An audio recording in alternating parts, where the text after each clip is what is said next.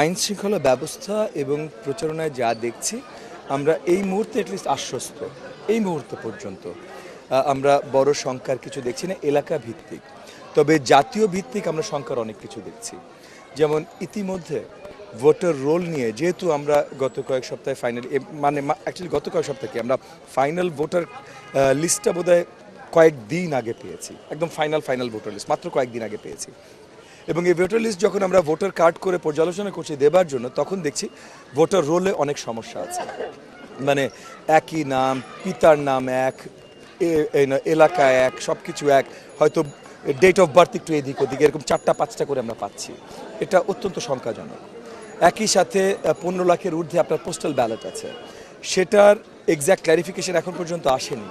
তারা কিভাবে এটা কাস্ট করবে এবং কিভাবে পরিষ্কারভাবে এই জিনিসটা কাউন্ট করবে, কারণ জাস্ট একটা টিক মার্ক, একটা কলমের টিক মার্ক, এটা খুব মুশকিল। তারপর ভোট কাউন্ট করতে তারা কতখানি সময় নেবে, এগুলো নিয়ে যে আলোচনাগুলো এসেছে, এই সব কিছুই আসলে সেন্ট্রাল পর্যায়ে নির্বাচন কমিশন কি করছে সেটা নিয়ে আমাদের অনেক আশঙ্কা আছে। আমরা পরিষ্কার রাজনীতিতে বিশ্বাসী, আমি তো অ্যাবসলিউট পরিষ্কার রাজনীতিতে বিশ্বাসী। না, আমাদের ক্যাম্প থেকে কোনো হুমকি দামকি কেউ কাউকে দিচ্ছে না। আর নির্বাচনী কার্যক্রমের ভেতরে আমাদের প্রতিপক্ষদের থেকে অনেক ধরনের অরাজকতা আমরা দেখেছি। এগুলো নিয়ে আমরা লিখিতভাবে নির্বাচন কমিশনকে জানিয়েছি, এগুলো নিয়ে মিডিয়াতে বড়ভাবে কথা বলতে চাই না।